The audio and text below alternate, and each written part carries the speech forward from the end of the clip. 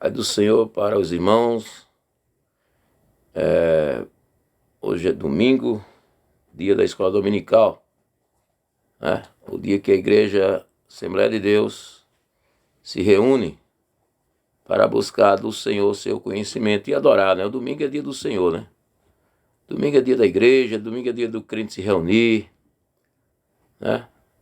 Pela manhã, de preferência, ir para a escola dominical em jejum, né?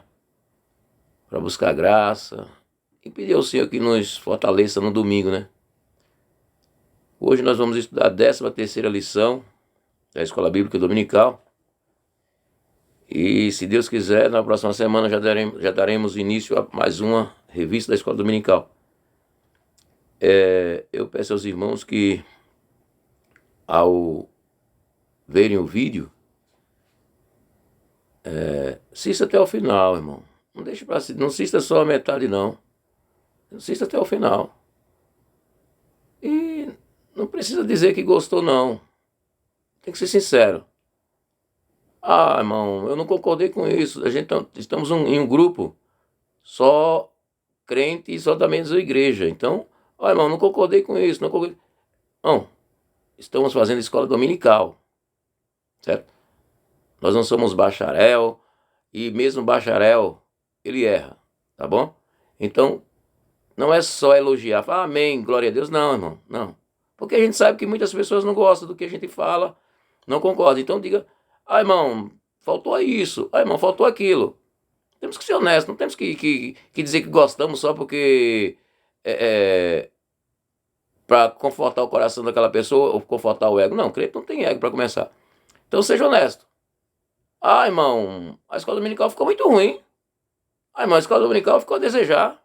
Tem que falar, irmão, fica à vontade, porque a escola dominical é para isso. Entendeu? Não é porque quem está na frente ministrando, não, a palavra de Jesus, ele me entende, estou certo? Não, às vezes a palavra de Jesus, mas a pessoa que está ministrando errado. Entendeu? Não, é porque a palavra de Jesus eu tenho que dar amém. Peraí. A palavra de Jesus você tem que dar amém. Jesus não deu amém para a palavra do diabo. O diabo pregou para Jesus um maior debate teológico que já foi visto na história, e Jesus não deu amém para ele. Nem, né? Era a palavra de Jesus. Mas nem por isso Jesus deu amém. Não é porque eu estou falando a palavra de Jesus e está tudo errado, tudo fora de contexto, e o irmão está lá do outro lado. Amém. Amém não, irmão. Seja honesto com você e com Deus. Fala a verdade, tá bom? Fala a verdade. Nós vamos estudar a 13ª lição, já findando esse semestre. E semana que vem já começaremos outros. Hoje nós temos o tema dizendo assim, um dos maiores temas bíblicos e também discutido da atualidade, que é a volta de Jesus, irmão. Na realidade o tema não está dizendo isso, que é a volta de Jesus. O tema é voltados os olhos para a bendita esperança. A esperança de que um dia vamos morar com Jesus na glória, a esperança de que tudo que a Bíblia nos fala é verdade, a esperança de que Jesus ressuscitou, a esperança de que nós seremos ressuscitados com Ele e seremos transformados e iremos morar com Ele. João capítulo 14, ele prometeu que ele viria nos buscar, né? Ele disse que vai nos buscar e nós temos que confiar, irmão, na palavra do Senhor. Muitas pessoas estão desistindo. Muitos estão desistindo. Não estão mais acreditando. A fé não só esfriou, como acabou. E esses dias aí que as igrejas estão fechadas, que o inimigo ele sabe trabalhar, meu irmão. Cuidado que o inimigo ele sabe trabalhar e trabalha muito bem. Quando o inimigo ele tenta fechar as igrejas, aí as pessoas dizem assim, mas é permissão do Senhor. É permissão de Deus. Porque o crente agora aprendeu a dizer que tudo é permissão do Senhor. Irmão, é diferente, irmão, permitir e aceitar. Há uma diferença nessas duas palavras, irmão. Deus permite por quê? Porque os crentes de hoje, eles não estão mais preocupados com a vinda de Jesus. Eles não estão mais preocupados, irmão. Temos que ser realistas. O crente hoje não se preocupa mais com a vinda do Senhor. Se o crente se preocupasse com a vinda do Senhor, ele chorava para que Jesus abrisse a igreja. Se o crente se preocupasse com a vida do Senhor, ele dobrava os joelhos no chão e só levantava quando não conseguisse mais de dor nos joelhos. Se você tem uma ideia, tem crente que não pegou a Bíblia nesses dias. Alguns dias já se faz e ele até então não pegou a Bíblia, não leu um livro da Bíblia. Não leu um livro da Bíblia. Não abriu a boca para falar de Jesus para ninguém até hoje. Ah, mas a igreja está fechada. Não é dizer que eu sou a igreja? A igreja não é o templo, a igreja sou eu. Não é isso? Por falar isso, tem essas coisas de dizer, né? Eles confundem templo presencial com templo espiritual. Eu sou o templo espiritual, mas eu preciso do templo material para congregar. E se nós não congregarmos num templo material, a igreja acaba, irmão. Ah, não acaba? Acaba, irmão. Por que a igreja presencial? Igreja presencial é aquela que quando o povo de Deus se reúne. Quando o povo de Deus se reúne. Então é aquela igreja presencial. Os discípulos, eles mas naquele tempo não tinha igreja. No tempo dos discípulos, na igreja primitiva, não tinha? Bom, não tinha um templo. Não tem um templo. Mas eles se reuniam em casas. Você vê, em Atos tem a casa de Maria, mãe de João Marcos. Que Pedro, quando ele sai da prisão, ele vai direto à casa de Maria e lá está o povo reunido orando por ele. Então tinha sim igreja presencial, irmão. Existia igreja sim. A igreja é essencial para a vida do crente. Nós temos que orar ao Senhor, jejuar ao Senhor, pedindo para Ele que abra as igrejas, que abra o templo do Senhor. Ah, irmão, mas naquele tempo existia sinagoga. Não tem nada a ver com a coisa. Eu estou falando de igrejas. Sempre existiu igreja. Depois do Pentecoste, onde ele estava reunido no Pentecoste, no cenáculo, ele estava reunido numa casa, numa casa. Não era? Ele não estava reunido numa casa, ele estava fazendo o quê? Orando, esperando o derramamento do Espírito Santo. Então ali era uma igreja. Era uma igreja, irmão. Hoje a vinda do Senhor, ela nos mostra em Mateus capítulo 24, que tudo já aconteceu. Não precisamos mais de nada para entender. Eu vou pegar minha Bíblia aqui, irmão, porque sem Bíblia a gente não consegue trabalhar. É isso? Marcos capítulo 16. Marcos capítulo 16 e versículo 17 diz assim. Marcos capítulo 16, versículo 17, que é a grande comissão, né? Marcos 16 é a grande comissão, né? Todo mundo, acho que vocês sabem que é a grande comissão, Marcos 16. Marcos 16, 17 diz assim. Isso é para quem crê em Mateus 24, irmão. É para quem crê em Mateus 24. E esses sinais seguirão aos que crerem. Os sinais, irmão, só vão acontecer na vida daqueles que crê. Jesus só vai voltar para aqueles que crê. Se você não crê em Jesus, não crê na volta dele, então você tem que voltar a se converter ao Senhor. Muitos vão ficar dentro da igreja quando Jesus voltar, por não ter acreditado naquilo que ele mesmo prega. Se eu prego a vinda de Jesus, se eu prego essa maravilhosa vinda, a bendita esperança que é o Senhor Jesus que vai voltar, para mim buscar, irmão. Jesus diz, eu vou te buscar. Ele disse isso em João capítulo 14. João capítulo 14, né? Jesus diz isso. Vamos ler, irmão? Ele diz assim, João 14. Não se turbe o vosso coração. Credes em Deus. Crede também em mim. Não é isso? Pronto. Ele está dizendo, a gente não precisa se perturbar o coração, ou seja, não se afligir o coração com esse dia que vai acontecer, mas vai acontecer. Vai acontecer. Você querendo ou não, Jesus vai voltar. Você subindo ou não, Jesus vai voltar. Jesus vai voltar. E ele diz no versículo 2, na casa de meu pai, isso é promessa. Promessa de Jesus, irmão. E aqui, Jesus já está dizendo como Deus. Ele já está dizendo como Deus. Na casa de meu pai há muitas moradas. Se não fosse assim, Se as moradas não tivessem lá, ele está dizendo assim, se não tivesse as moradas lá, aleluia, se não tivesse as moradas lá, eu vou-lo teria dito. Entendeu? Vou preparar-vos lugar. Então, ele está dando a palavra dele, que ele vai ao Pai, vai voltar, e não é para a gente não se perturbar, ou seja, não sair da fé, não sair da fé, não sair da fé. Lucas capítulo 18, versículo 18, ele diz assim, quando o Filho do Homem voltar, haverá fé na terra? E ele diz no versículo 3 do 14 de João, e se eu for e vos preparar lugar, virei outra vez. Essa vinda aqui, irmão, que Jesus está dizendo, irmão, aqui, não é a vinda completa do Senhor Jesus. Porque o arrebatamento é uma coisa.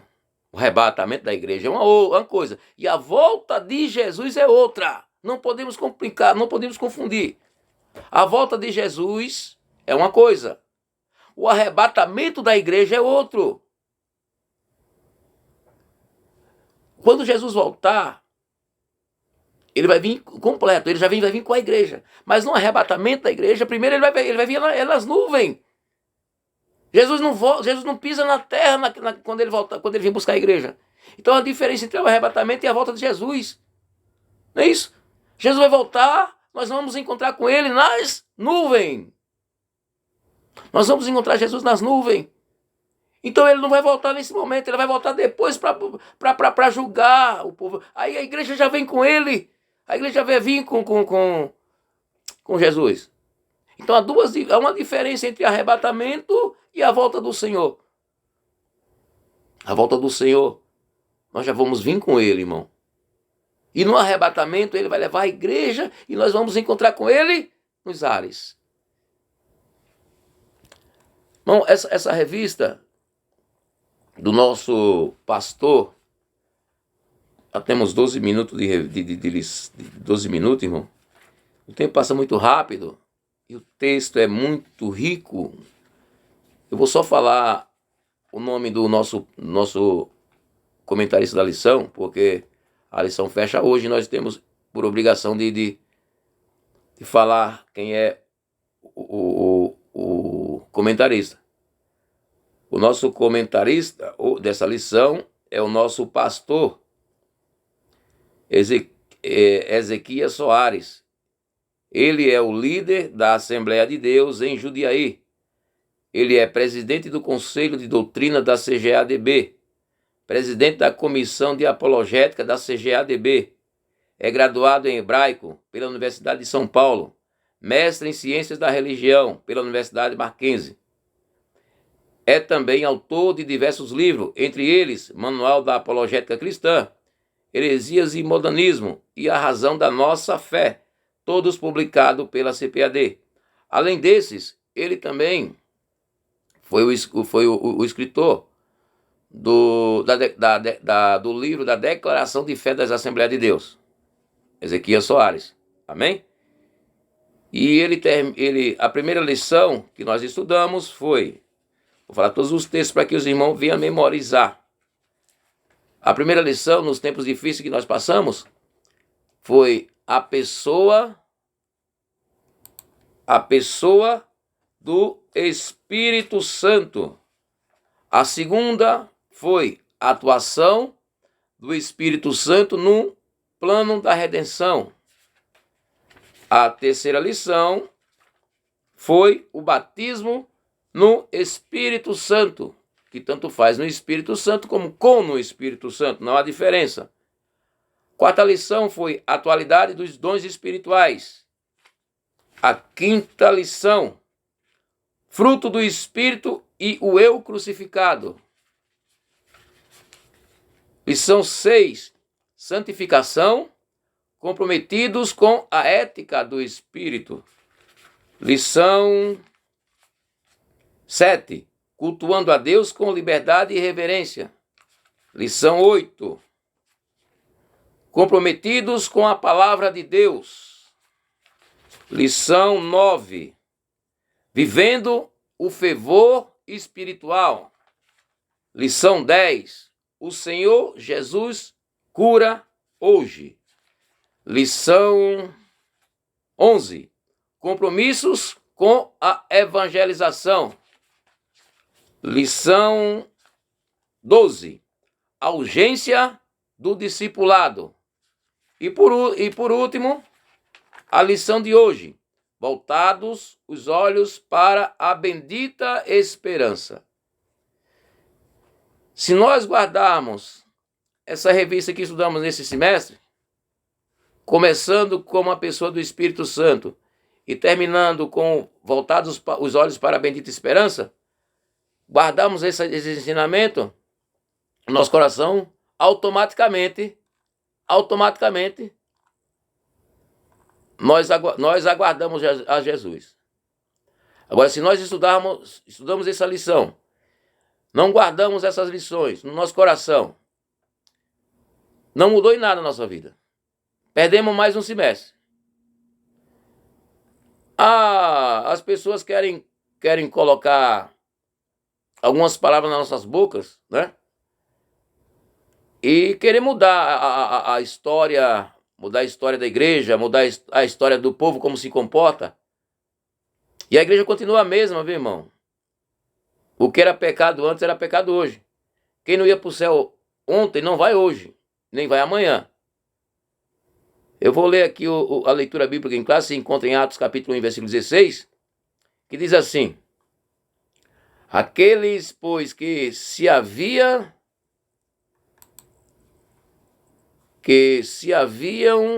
reunido, perguntaram-lhe, dizendo: Senhor, restaurarás tu nesse tempo o reino a Israel? E disse-lhe: não vos pertence saber os tempos ou as estações que o Pai estabeleceu pelo seu próprio poder, mas recebereis a virtude do Espírito Santo, que há de vir sobre vós, e semeis testemunha tanto em Jerusalém como em toda a Judéia e Samaria até os confins da terra. E quando dizia isso, vendo eles, foi elevado às alturas, e uma nuvem o recebeu ocultando a seus olhos. E estando com os olhos fitos no céu, enquanto ele subia, eis que junto deles se puseram 2 varões vestidos de branco, os quais lhe disseram: varões galileus, por que estáis olhando para o céu? Esse Jesus que dentre vós foi recebido em cima do céu, adivinha assim como para o céu vos vis. Oh, glória a Deus. Irmãos, eu fico imaginando aqueles varões ali, reunidos com Jesus, e Jesus subindo ao céu, e eles maravilhados, sem saber o que fazer, até chegar 2 varões para ele, começar a falar para ele: olha, não vos preocupeis. Lê João capítulo 14, que ele disse que ele vai, mas vai voltar. Do mesma maneira que vocês estão vendo ele subir agora, ele vai voltar. Mas ele vai voltar diferente, ele vai voltar em glória, com poder. Jesus vai voltar agora diferente, com resplandecer de glória, para buscar o povo a quem ele prometeu que ele vai vir buscar, irmão. Nós temos alguns pontos a discutir, mas não dá tempo, irmão. Nós fazemos vamos tentar reduzir o máximo que der, que já está 18 minutos. Eu vou ler um pouco da revista aqui rapidinho, que diz assim: a segunda vinda de Cristo é uma verdade ensinada na Bíblia inteira, com abundância de detalhes nos evangelhos. Irmão, a gente só se ilude se quisermos, irmão. A Bíblia está cheia de detalhes sobre a volta de Jesus. Mateus 24 está dizendo que as coisas estão acontecendo, já aconteceram, e muitas coisas estão se findando, irmão, e nós não podemos perder mais tempo. Não podemos nos grudar nessas coisas do mundo. Esqueça a pandemia. Vamos parar com essas coisas, esquecer a pandemia. Os discípulos de Jesus na igreja primitiva, quando o governo ficava sobre eles, em cima dele, querendo pressionar eles continuavam orando, continuavam buscando, se reunia e ganhava almas. A igreja não ganha almas, as igrejas não ganham almas, porque fica com medo de pregar o evangelho. Não tem mais ninguém na rua pregando o evangelho, tem medo de pregar o evangelho. Quando Pedro estava preso, e disseram para Pedro: ó, Pedro, tu não prega mais o evangelho não, Pedro. Tu não pode pregar esse evangelho, nós já te avisamos que tu não pode pregar esse evangelho. Aí Pedro disse assim: Importa eu obedecer a Deus ou aos homens? Importa eu obedecer a quem? A vocês? Não. Vocês podem fazer o que quiser, mas eu vou pregar, eu vou falar de Jesus, e nós estamos nos recolhendo. Nós estamos nos recolhendo, nós não ganhamos almas para Jesus, e a vinda de Jesus é iminente, irmão, ela está aí, está chegando, não vai demorar nada para Jesus voltar. E os nossos irmãos, as nossas pessoas que estão nas ruas, que nós não saímos para pregar mais o evangelho com medo. A igreja não consegue ganhar almas para Jesus, as igrejas pararam por causa da pandemia.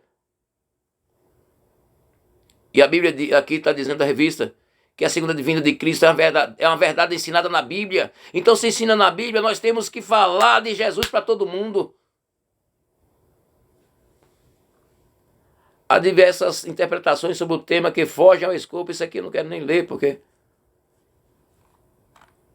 talvez, irmão, o dia se aproxima. Sabemos que a vinda de Jesus está próxima pelos sinais claros que o Senhor Jesus nos deixou. Queremos mais o quê? Os sinais estão aí, irmão. A vinda de Jesus está aí. Jesus nos deixou tanto sinal. O que nós esperamos mais para acreditar na volta de Jesus? Irmão, acreditar é diferente de esperar. Eu estava conversando ontem com a minha cunhada, ela acredita que Jesus vai voltar, mas ela não espera.